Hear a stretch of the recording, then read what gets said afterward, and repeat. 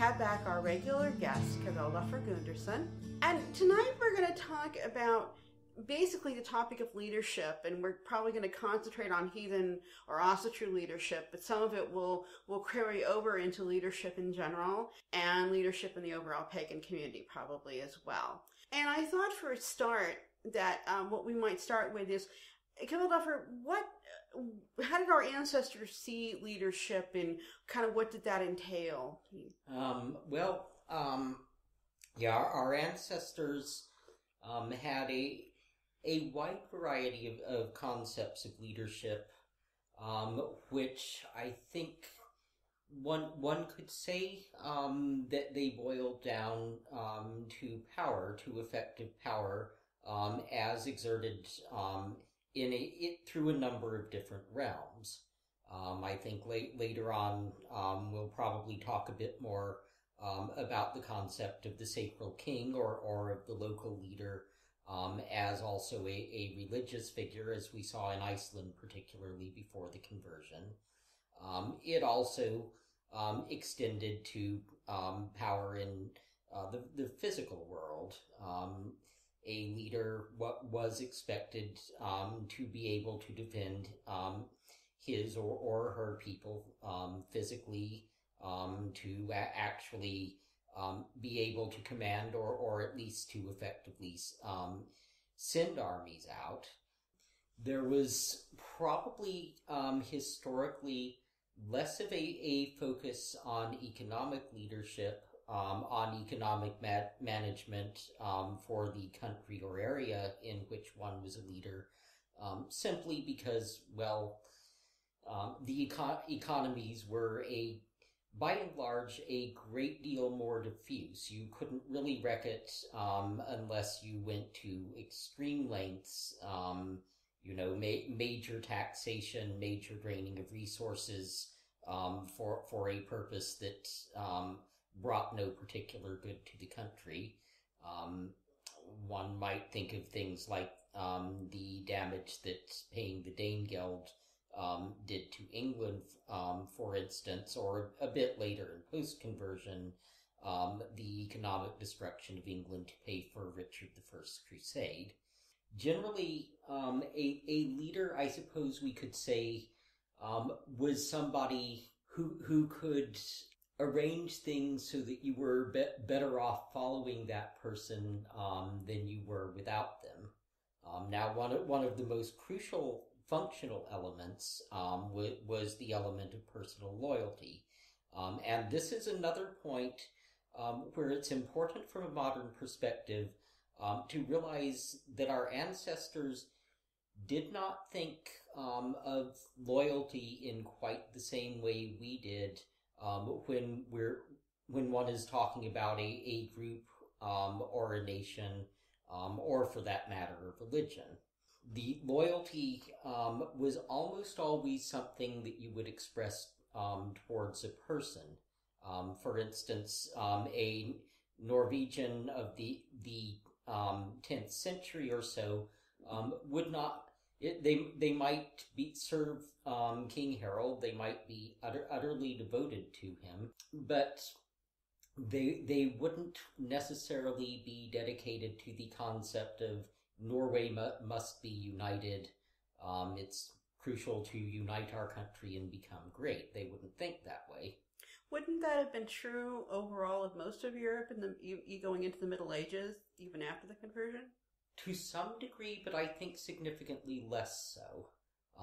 One of the conceptual elements of Christianity, and indeed of not just Christianity, but we also see this very much in pre-conversion Rome. You get this sense, particularly in Rome, that there were a number of people who were dedicated to the ideals, first of the Republic, then of the Empire, and who would act on ideals. The murder of Julius Caesar is a very good example. We had individuals who, by all rights, should have been expected to be personally loyal to Caesar, but who admittedly probably actually had a variety of motives, but the overarching one was the fear of tyranny, the dedication to the ideals of the Roman Republic. So the difference then is being loyal to an individual as a person, as opposed to some concept, not just of country or holding or something, but just the idea of the leader as the person that you look to. Exactly. Again, a modern American, for instance, they might not like any given president. I'm sure everyone's got choice of a president they haven't liked sometime in the last 30 years, but might still remain utterly loyal to America. Whereas a Viking Age Norwegian, if they were on the outs with the king, short of really incredibly extreme circumstances where the king was messing up massively, as with Olaf the Fat, later Saint Olaf. If you were on the outs with the king, to hell with the country. Would you go somewhere else? Say you moved to Iceland, or would you go somewhere else to look for another leader? Yeah, that's basically what people did at the time. A lot of people really didn't like Harald Hairfair uniting Norway. They definitely didn't like Harald Hairfair uniting Norway and taxing them extra. And some of them packed up and went to Iceland to set up on their own. Some of them went to Scotland or Ireland or England, where they tended to gravitate to prominent local leaders there. The Jarls of Orkney, maybe someone down in Caithness. You saw a fair number of people joining part-time or full-time the retinues of Anglo-Saxon kings, as Scott Grimson and his brother did, for instance. And also, if I recall correctly, there were quite a number of Norse that actually fought on the side of some of the Irish during the various wars. Oh, yes. There, despite all of the rah-rah Clontarf Ireland for the Irish stuff, what actually happened at the Battle of Clontarf was two Viking forces with Irish allies struggling over who was going to come out on top. Brian Boru has been a very romanticized figure, but, he was married to a Norse woman. His main allies were Norse. That's kind of what I thought. And in as much as he was defending Ireland from anyone, it was the outside Norse forces of Jarl Sigurdur of Orkney. Right. So given that, you mentioned Iceland already. What would be the differences? Because Iceland, my understanding, didn't have kings? No, the interesting thing about Iceland is it wasn't the world's first democracy, but it's the world's oldest continuous democracy. It was founded as a democracy and has stayed that way with no interruptions in government. And what happened roughly in the settlement of Iceland was people moved in, took land, built houses, in some cases built quite impressive hofs, and the people that got there first and got the most land were in the position to be local leaders. Now, one of the most interesting things from both a heathen and a social perspective that happened in Iceland in this process was what happened with the word Gothi. The word Gothi is derived from the god word, and as far as we can tell on the continent, it seems to have been pretty much purely a religious title. We don't have a lot of surviving instances of it, but we can't say for sure. But the context implies that it was a primarily religious title, like Thule or what have you.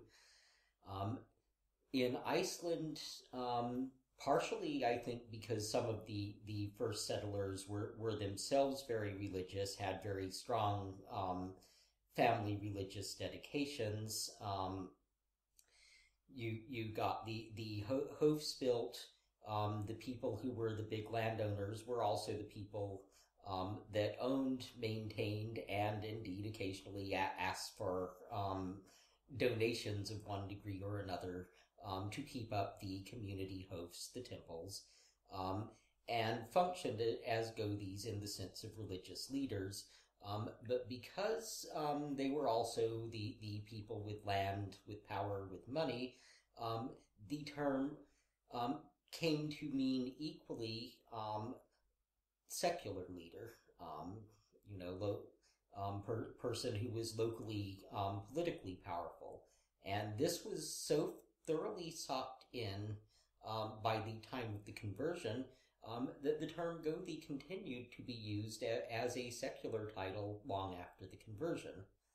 It had completely lost its sense of heathen priest and come to mean local secular leader. Do we have any idea why Iceland became so different? Primarily circumstances. Remember, most of the lines of kings, in fact, I think pretty much all the royal lines, these were some very, very old families. These were people who had been in the position of rulership with a very strong sacral element to it, at least since the migration age, and possibly gods know how long. Also, there is the fact that an awful lot of the Icelanders were trying to get away from the increasing power of kingship. Again, Harald Fairhair decided it would be a good idea to make all of Norway into a single kingdom, and a pretty good proportion of the Icelandic population didn't really approve of this. Would it have been likely that a person, say someone going to colonize in Iceland, would they have been aware of some of the other earlier experiments, like in Greece or Rome? I mean, I didn't know how much I know 200 years later we have lots of people with classical educations, but pre-conversion, I wasn't so sure. I think it's unlikely that the early Icelandic settlers were in a position to use either Greece or Rome as their model. Now, the strain of democracy in Germanic culture has always been extremely strong. It's been the sort of counterbalance to, if you like, the cult of the king, the cult of the ruler, to, in short, this belief that if somebody had great power in one respect, they were likely to have great power in all the worlds. But the institution of the thing, the gathering where judgment occurred, where things were put to a vote, where propositions might be brought forth for a claim or non-acclaim, as the case may have been. That was something that, again, was, as best as we can tell, probably solidly sunk into the Germanic culture already by the beginning of the Common Era. We don't know how old it is, but we know it's old, and we know it's deeply rooted, and it's always provided a strong counterbalance. One could make a pretty good argument that the Magna Carta actually represented a flowering of this particular Germanic ideal. This sense that, you might have someone of power and they might be responsible for a lot of things, good harvests, keeping on good term with the gods, leading people in war, what have you. But there's always this sense that the leader has to be mitigated by what his people will accept, by what his people want. We've, of course, also got a very strong tradition of counselors to the ruler at the upper end, and quite often that would be the wife or the mother. Though we also get older male figures, the sort of suppose Odinic advisor theme, which frequently recurs in the sagas, coming up as well. But always there is the sense that the people serve as kind of a check and a balance on the ruler, that the ruler can't go too far. Now, in Norway, we got Harald, who a lot of people thought was going too far. A lot of people also seemed to think that Harald was doing just fine. But Iceland was essentially an extreme reaction to something else extreme that had taken off. Going back a lot further from then, can you give any examples, like from stories like Beowulf or some of the older legends that may go back even as far as the Bronze Age? We're not sure. I don't know exactly. Migration Age, Bronze Age period, that would also give indications of this sort of balance, counterbalance between having a strong leadership but also having a council or input. Well, so some of the Beowulf is certainly a good example. Because in Beowulf, we very clearly see Wealhtheow as a counselor, as a moderator, and so forth. But she's the wife of the king, correct? Yeah, she's Hrothgar's wife. We also, particularly in Ynglinga Saga, which is was written in the 13th century, but is based on a much older skaldic poem called Ynglinga Tal, which tells the story of this particular line of probably sacral kings called the Ynglings. Now, one of the reasons we think they're sacral kings is because the poem mostly tells about the way they died, and it's almost always pretty dramatic, and about half the time it's at the hands of people who felt that there needed to be some more control exerted.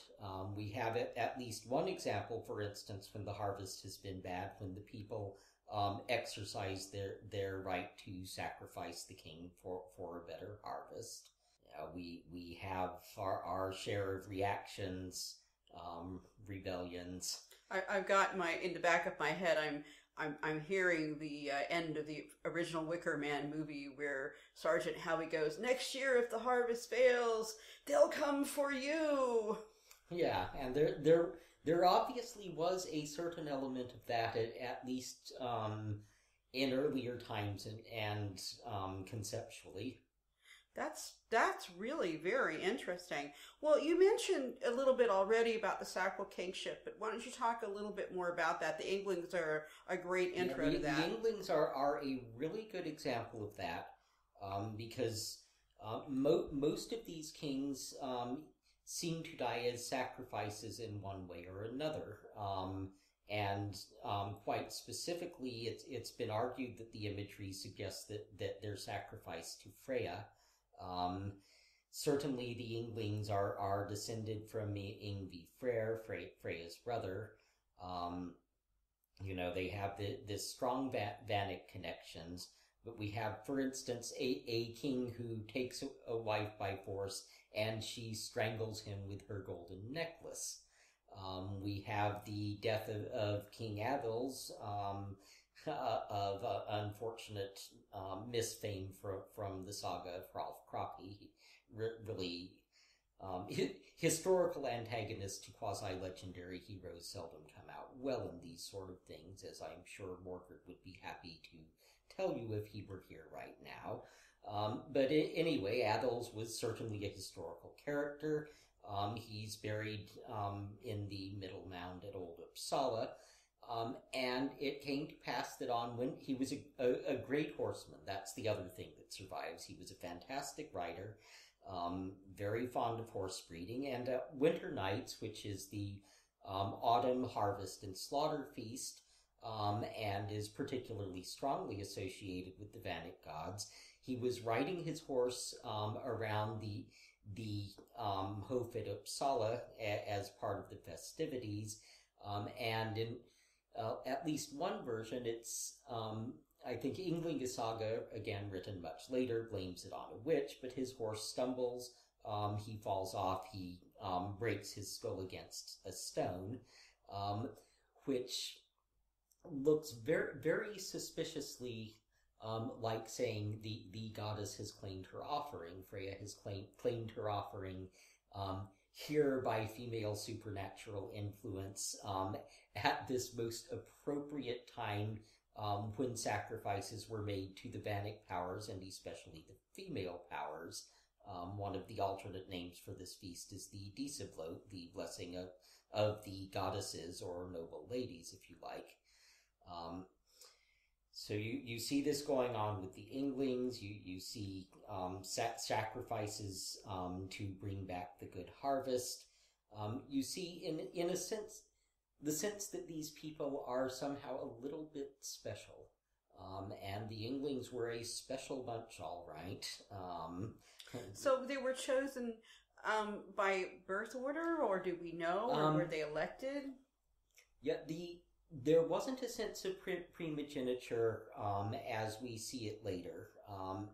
The most common means of succession in Scandinavia, probably throughout the Germanic world, was that rulers would be more or less acclaimed from within specific families. Again, some of the interesting Yngling activities are fratricidal. We see them fighting each other over the throne fairly frequently. Sometimes we also see sort of group kingships. I think there's at least one example of a double kingship in Ynglinga. After the death of Håkon the Good, Eric Bloodaxe's sons effectively kind of collectively take over. Now, they don't do a very good job of it. They weren't particularly charming or intelligent or functional or anything else.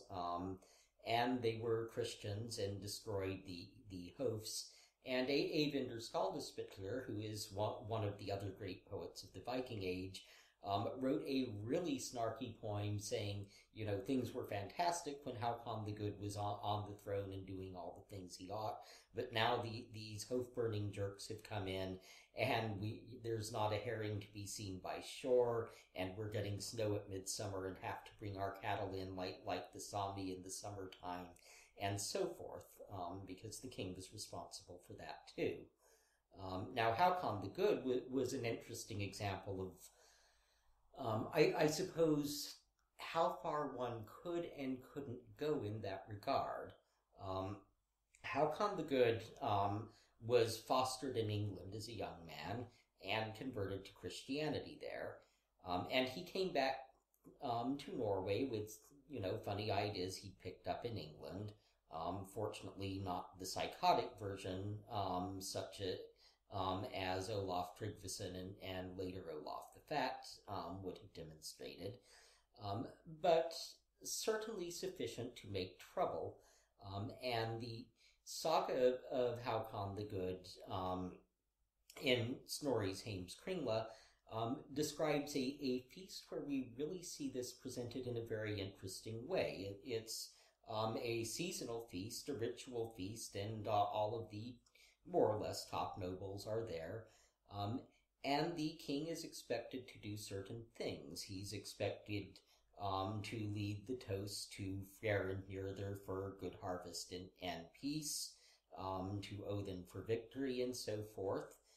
He's expected to take part in the ritual meal of seethed horse meat, which was a very crucial, very holy thing. And these were expected. Interestingly, he doesn't seem to have been expected to be involved in much more ritual activity, but everyone thought it was terribly important that he lead the toasts and take part in the ritual meal. Now, Håkon was quite reluctant to do this, and when it came time for him to hallow the horn, he makes the sign of the cross over it, and the nobles are, what's that? What is this weirdness he's doing? And Jarls Sigurður of the Háleyjar, a very committed heathen himself, but also very loyal to Håkon, quickly says, oh, he's making the sign of the hammer over it, as all men do who trust in their own might and main. If you see shades of Loki in Thrymskvida here, you're probably right. There's a certain Loki-like character to Jarls Sigurður. But at any rate, so they let that go by. And then it comes to the whole issue of the eating the horse meat. And there is starting to be, one gets the impression, some really ugly rumblings when the king is reluctant to eat, and Haakon at this time is not yet ready to do this specifically very heathen thing. And eventually Sigurdur gets him to sort of gape his mouth over the steaming broth, inhale some of the steam, which doesn't really make anyone happy. You know, Haakon thinks he's compromised his Christianity, and everyone else is more than passingly concerned that their king is being so weird about the holy meal.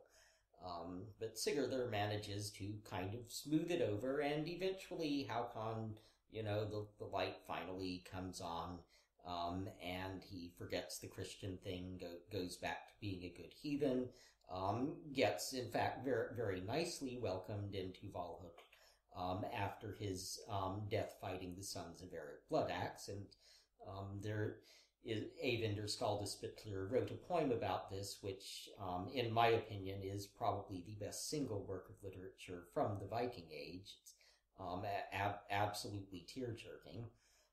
But anyway, the point is that there's only so far a king can go. Now, kings are one kind of leadership. I want to get back to queens in a moment, but I think Sigurd gives us another example of another type of leadership, because in any society there's more than one leader.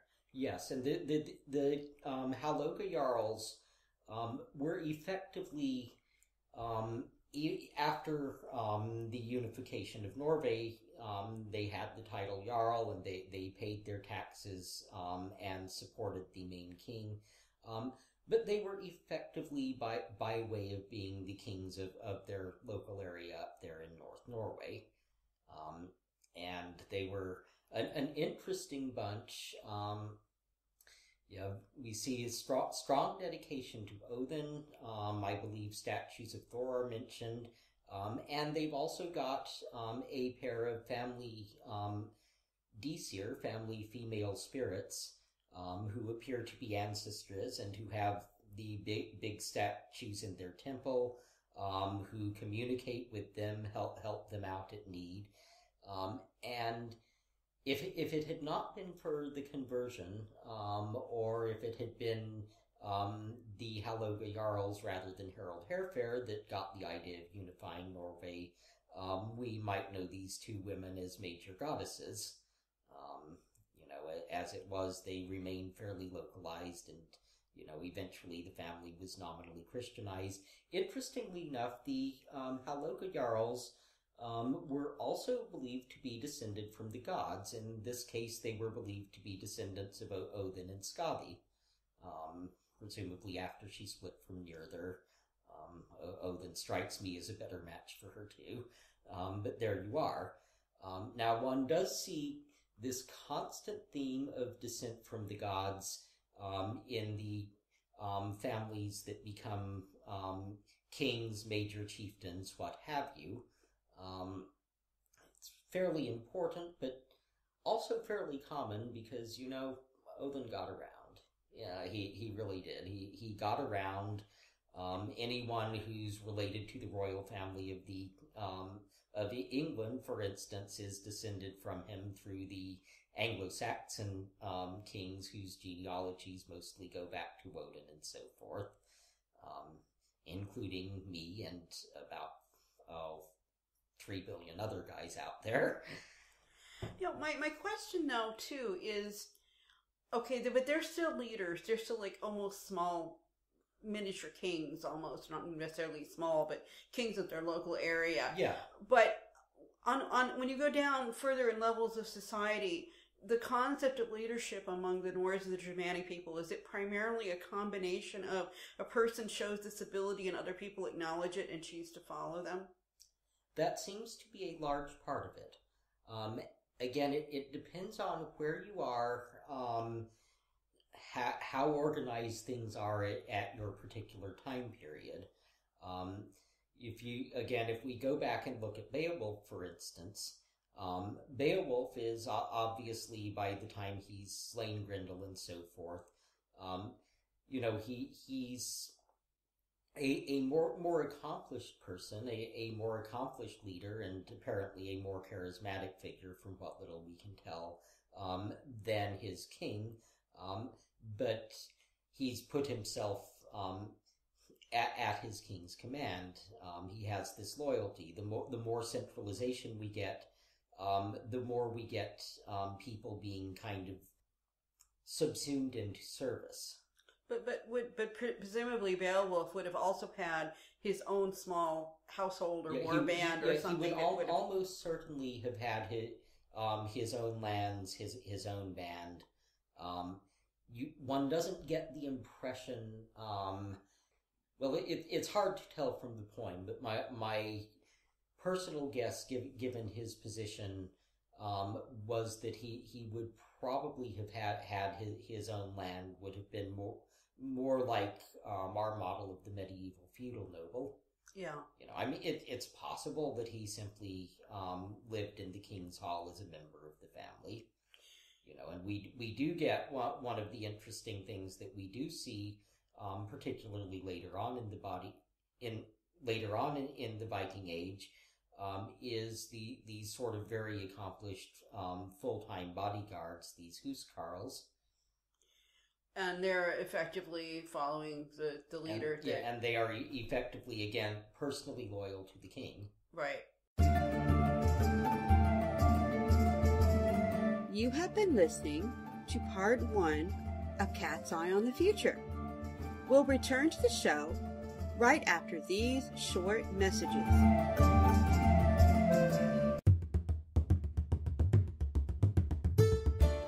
Do you have questions? The cards have answers. If you would like a personal reading with Melody, just go to my website, melodipsychicreadings.com. That's Melody with an I, psychicreadings.com for information, or email me at melodyreader@gmail.com. Readings are available using Skype, phone, email, or even in person if you are lucky to live in Ireland. Why not find out what special messages the cards have just for you and book a private reading today?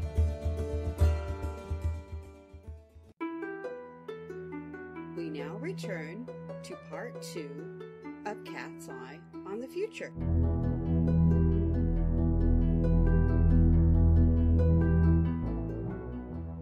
So that's sort of a major leadership career track for men, for lack of a better way of putting it.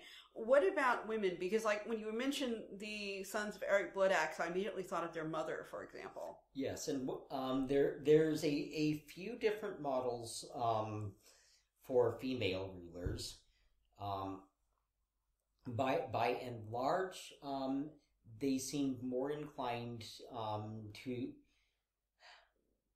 I don't like the phrase work through men because that implies, on the one hand, a manipulative function, and on the other hand, an exclusion from direct access to the means of physical or legal power. I don't think that's as much what was going on as a sense of partnership.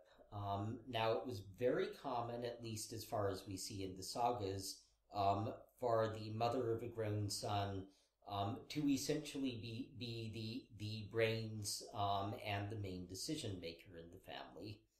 Older women in particular received a huge amount of respect, a huge amount of honor, and often enough you will see this older mother as the brains, and her son is sort of the effector unit.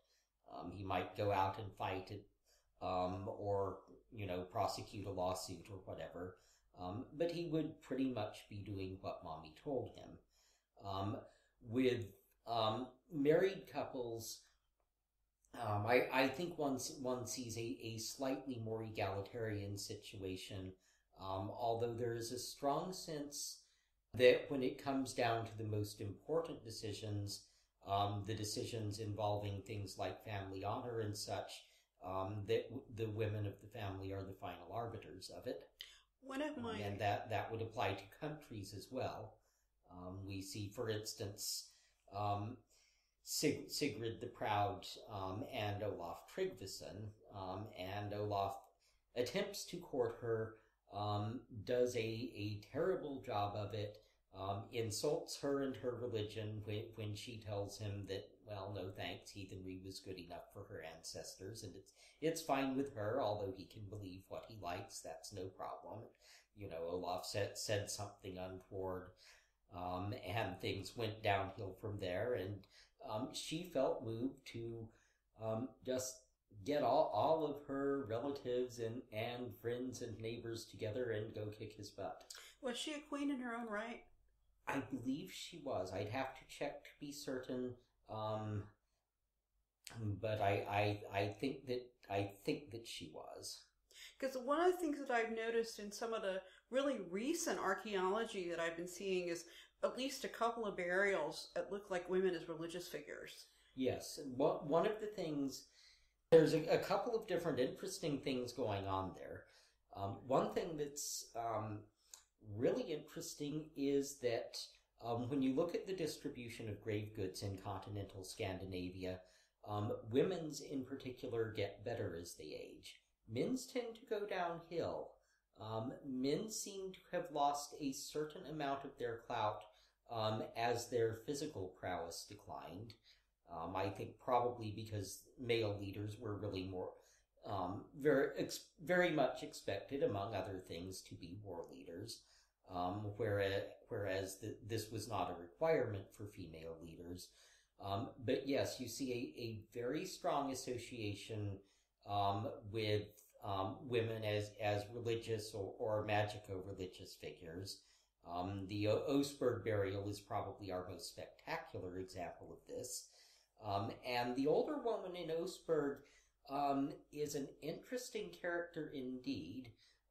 Not only is she buried with, all of this incredible stuff, including a number of vessels that may well have been made for ritual processions and the like, but recent genetic analysis has found that she had something called Morgagni's syndrome, which means she would have had a beard, and she might have been a little bit psychologically funny. This particular condition has effects on the brain, but in the circumstances, it may actually have contributed to the perception of her as someone who was spiritually special, who was in some way closer to the gods. I was also thinking, though, and you may not even have seen this. There's at least one and possibly two. I get a bit confused. Recent graves where younger women seem to be buried with what appear to be accoutrements of religious leadership and really high status grave goods. Yeah, there's quite a lot of them. I think most of the graves we have with religious or magical or apparently religious or magical items are female graves. We have graves such as the one called the Fear Cat Witch, who was obviously a woman of very high status, and included one of those elaborate distaff stave things, which were, by the written accounts, certainly used for magical as well as practical purposes. Various pendants of probably magical nature. Herbal items, including a pouch of henbane seeds, which could have been used either purely medicinally or for entheogenic effects, or both. Amuletic animal bits, all that sort of thing. And it's, again, in the sagas, we are more likely to see women performing magic than men. Not by any means universally. There's quite a bit of variance in every type of magic.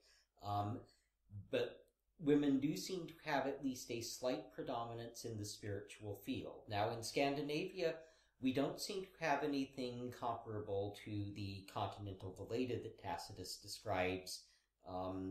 Virgin sitting up in a tower prophesying, telling the tribes who to make war on and what to do. And in fact, to be honest, we don't even know if Valedo was a Germanic person or a Celtic person, because the Romans weren't all that clear at telling the difference.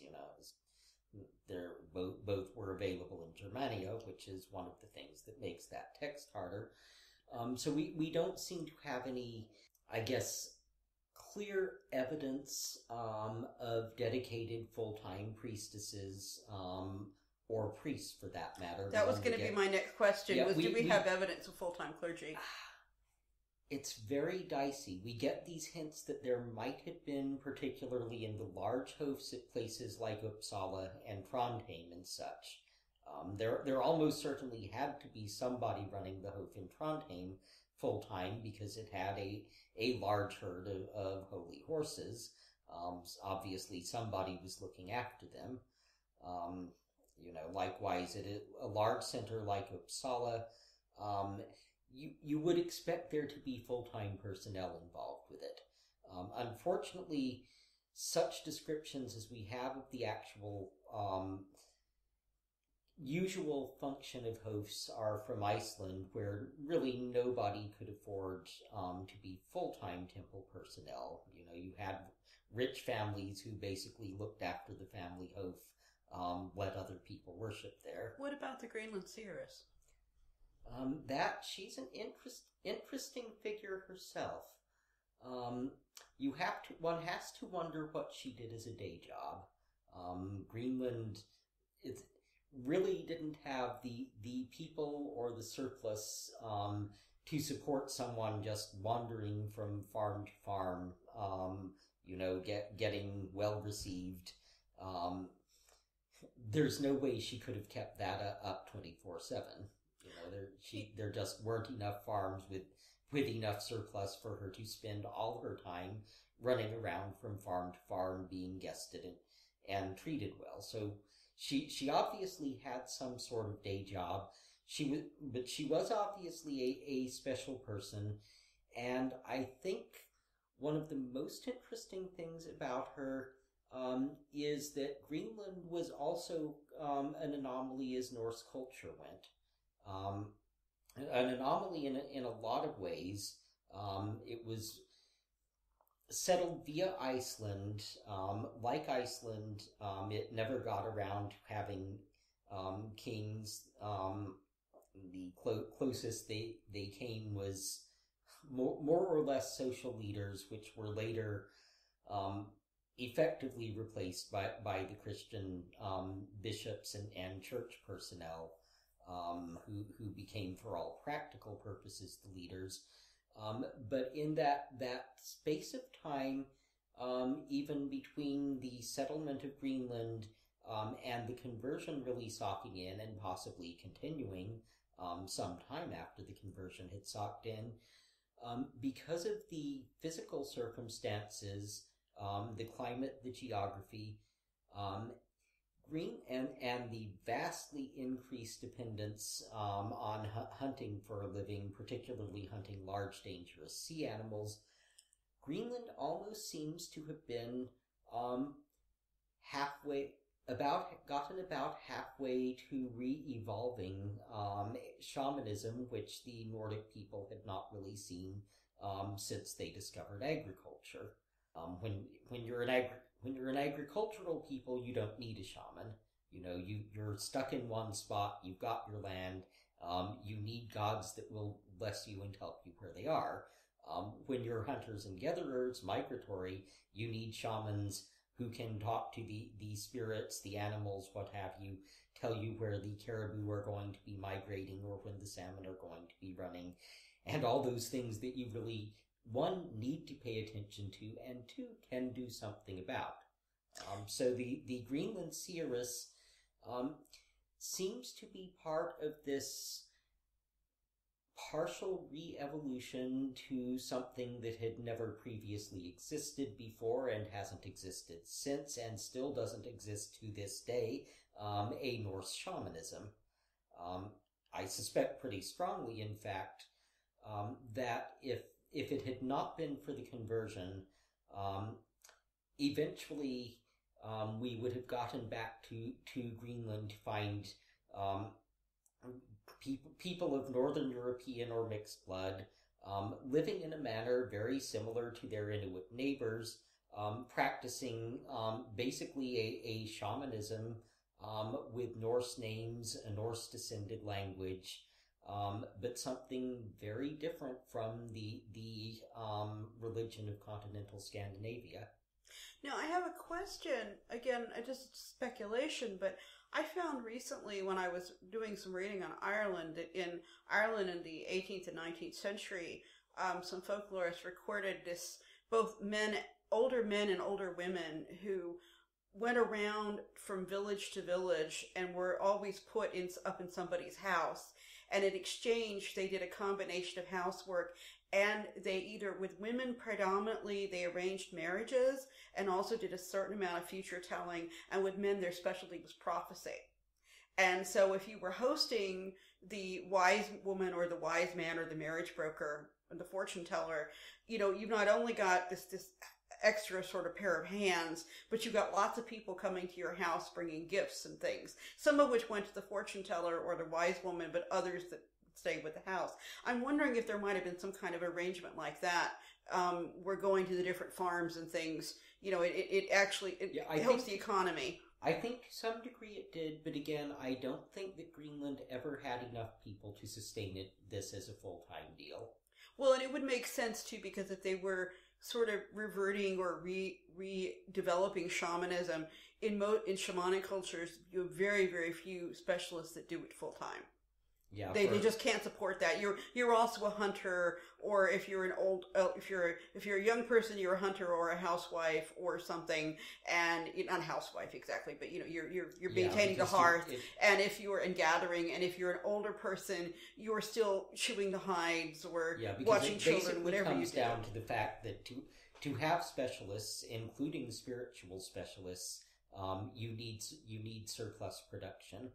I mean, you have people who are recognized, which again gets back to this idea of leadership, almost by recognition, as well as being willing to take up the role. You have people who specialize, but they're not full-time specialists. Right. We can look at, for instance, the Sami, where the native shamans, they're also reindeer herders.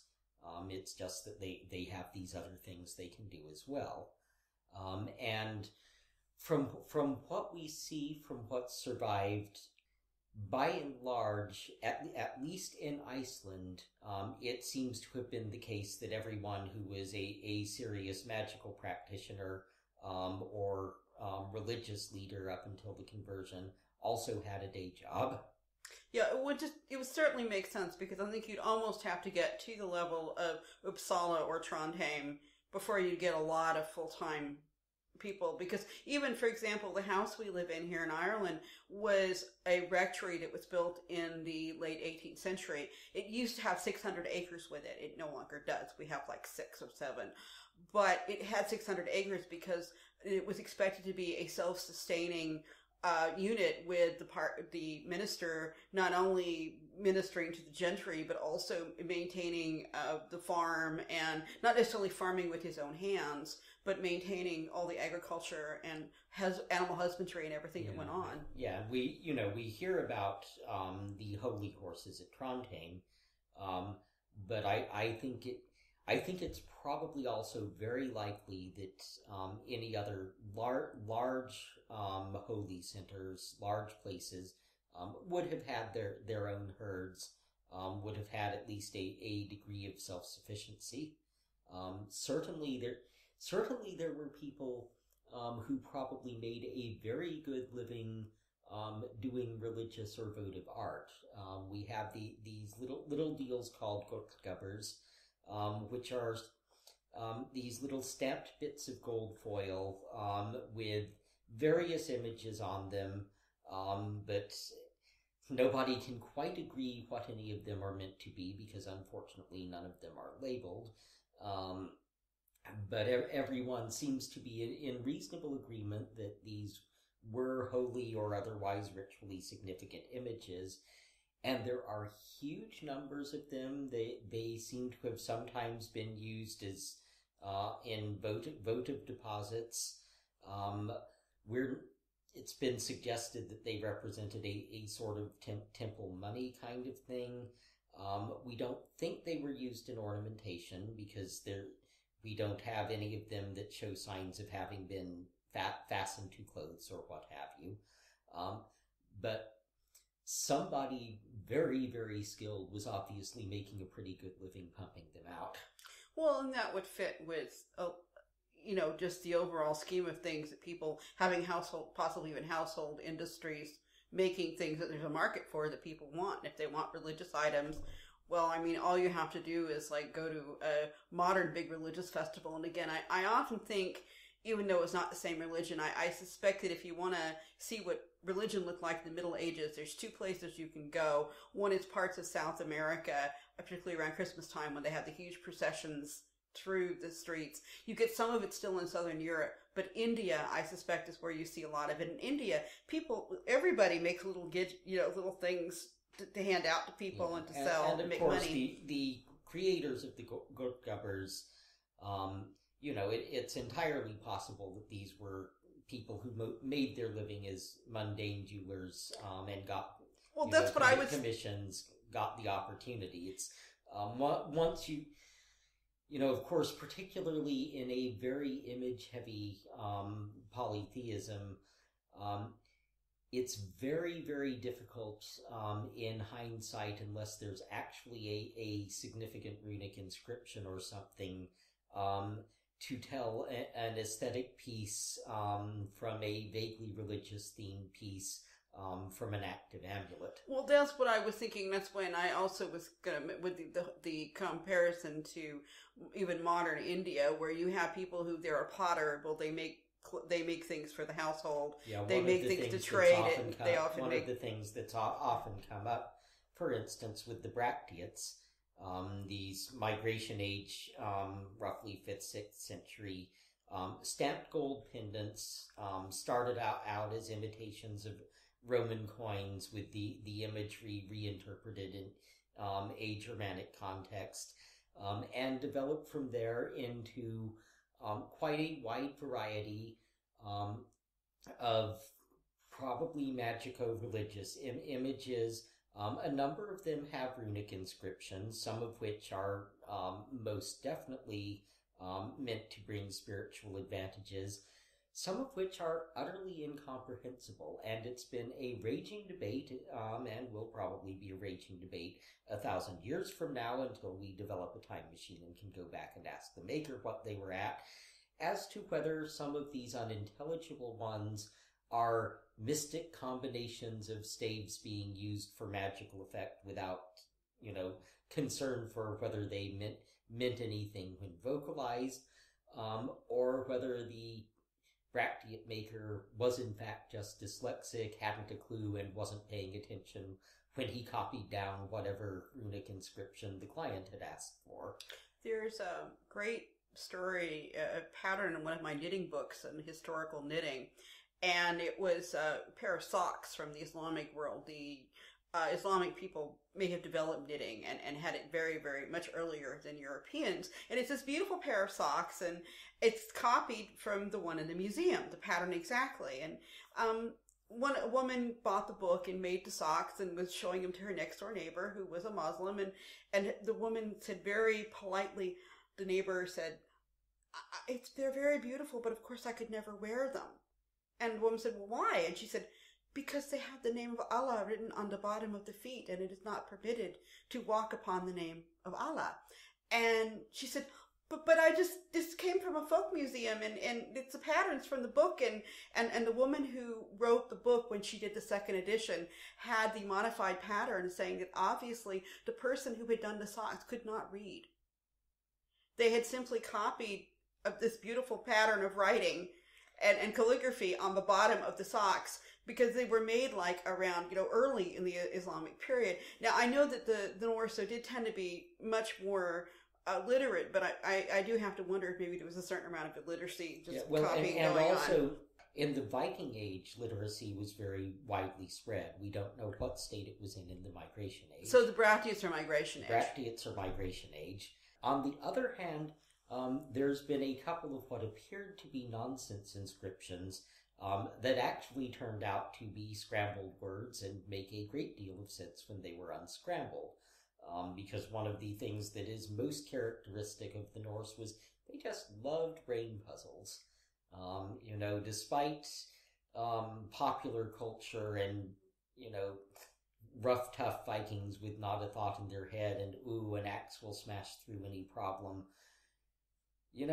We're talking about a people whose favorite form of entertainment was basically mythological Trivial Pursuit. They spend the winter composing these incredibly elaborate, detailed riddle poems, and part of the fun was figuring out what the person who composed the poem was actually talking about. Yeah, I think I've seen something like that. Very highly intellectualized people. Right. Well, just to sort of draw back here a little bit, we talked about kings and some degree queens, and it looks to me sort of like, at least in the later Germanic culture, men are they rise to positions at a combination of family background and personal ability. People are personally loyal to them. Women primarily, we won't say they work through their men, but they work with their men. Although there were some, as they became older, they often became powerful figures and leaders in their own right. And you also probably have some religious figures as well that are a little harder to tell. Would that be a good summary there? Yeah, I think it would. So how do we translate this more into modern times? We've got a good background here, but for modern people who are in Ancestral or Heathen, is there a way to translate this? Well, that's really a problem, and the biggest problem I see is that distinction between, I guess, really the Southern European to Middle Eastern sense of loyalty to an ideal is paramount, versus the Germanic sense of loyalty to the individual. And to be honest, I'm not sure how that would be reconciled. There's, I suppose, at one very small faction of Ancestral that's, or of Germanic religion rather, that's gone the really extreme route, and has, here is our king, and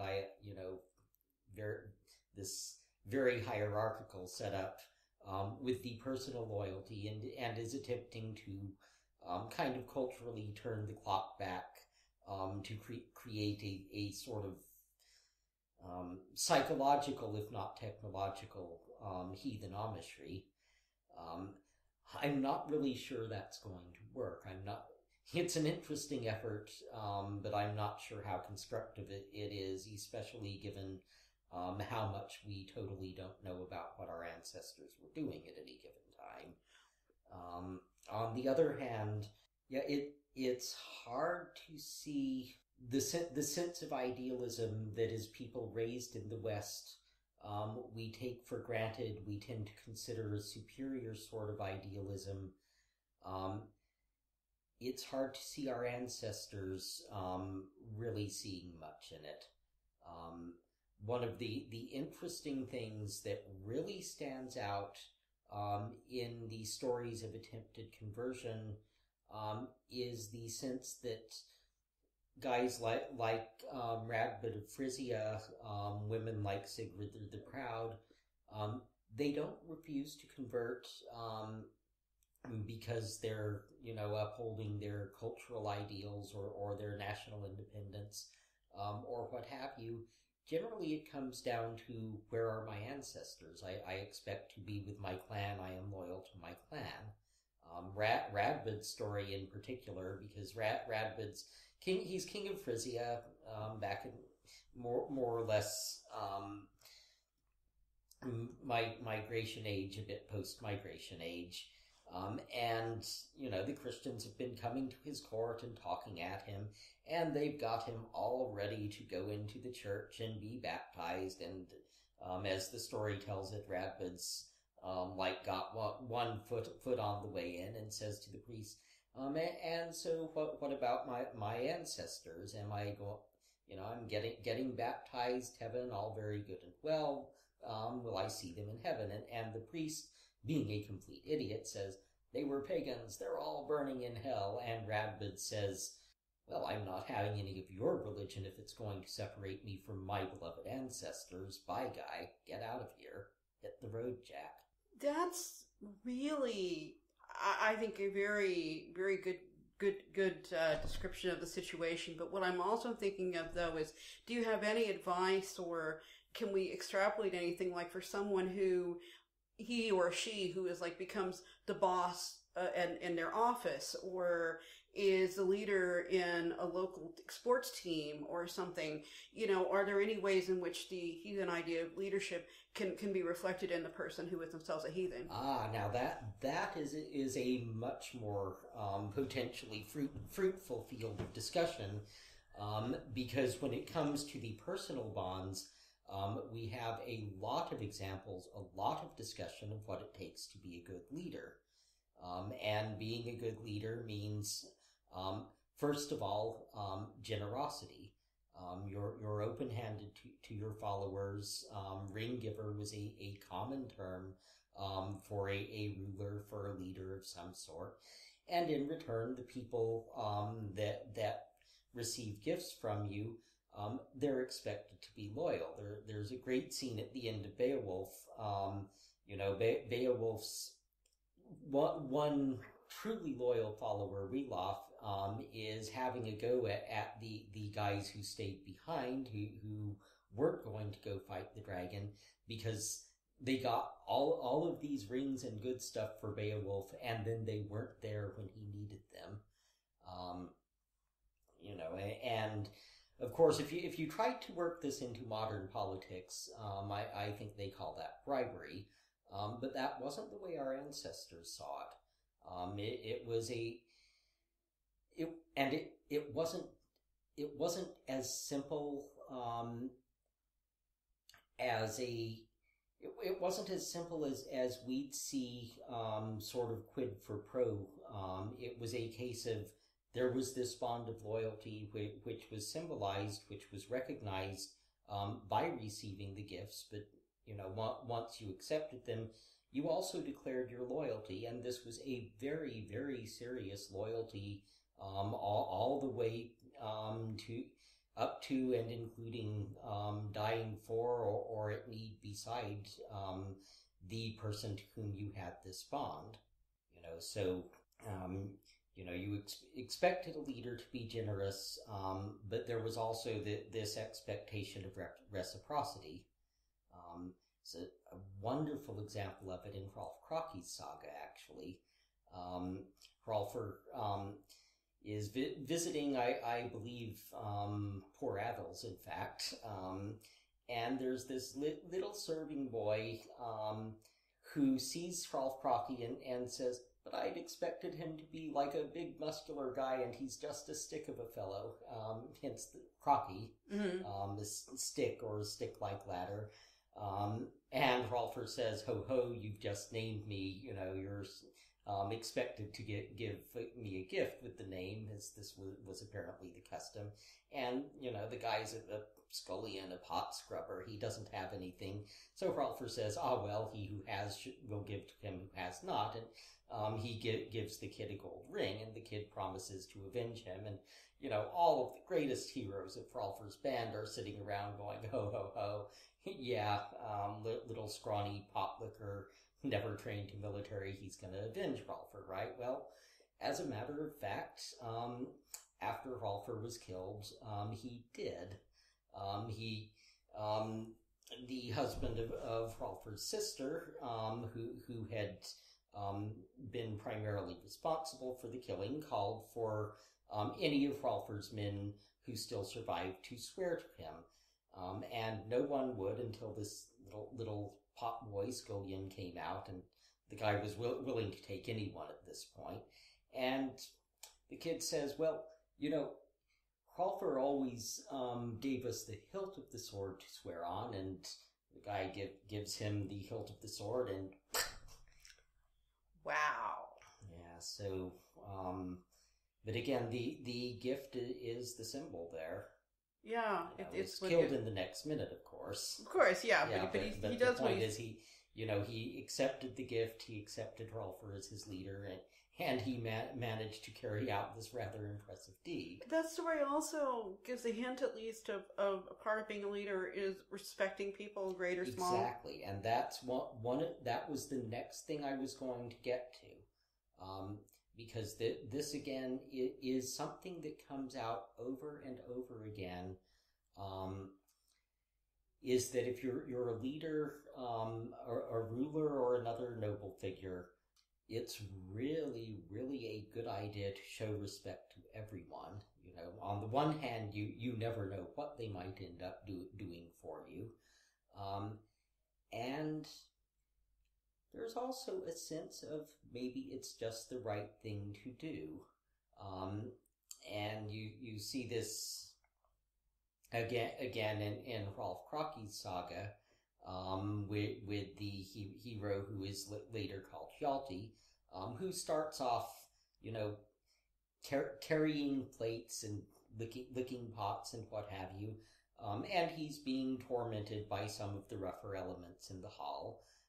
And with Varbyarki, not only puts a stop to it, but he arranges a very complicated setup involving killing a dragon, getting the kid to drink the dragon's blood or eat its heart or some such, and then setting it up so the kid can sort of re-kill it in full view of the court.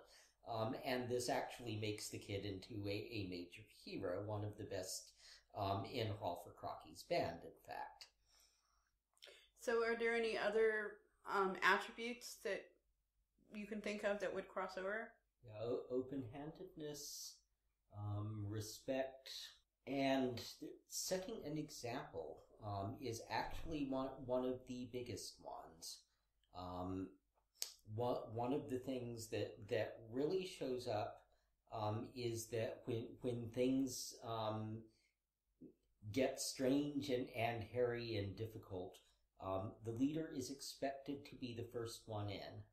You know, first in, last out, willing to turn their hands to the most difficult tasks if it comes to it.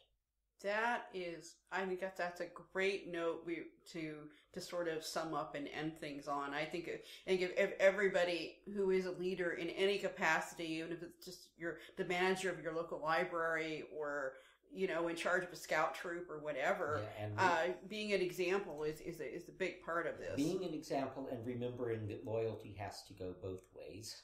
Right. You expect people to, if you are loyal to those that you are essentially serving as a leader, then those who are being served need to be loyal to you as well, or at least, again, we get into this weird problem with the concept of idealism, which it might be another whole show. That's a really there is this very, very strong sense that leadership is something you have to earn, and yes, you can inherit it, but if you don't live up to what you've inherited, you will regret it. As some of the less salubrious Inglings found out the hard way, as did many another king, such as, for instance, the Olafs. Yeah, I think I'm sensing a whole other show here on maybe Germanic worldview versus sort of the modern worldview, but that's for another time. I think at this point, I want to thank you very much for being with us this evening. This has been really interesting and given us a lot to think about, and I look forward to seeing you next time. Okay.